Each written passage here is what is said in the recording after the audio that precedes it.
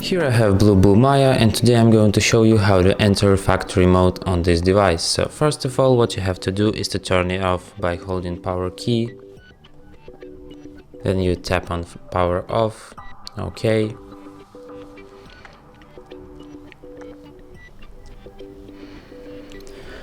And when the device is completely switched off, what you have to do is to hold down the combination of power key and volume down for a few seconds to enter factory mode. Release the both keys as soon as the BLUBOO logo pops up. And here you have factory mode. You have here some useful options like auto test, item test, test report, debug test, and version. So to scroll down through the factory mode, use the volume down key, and to confirm your actions, use power key. To exit factory mode, just select reboot. After that, your phone will be restarted.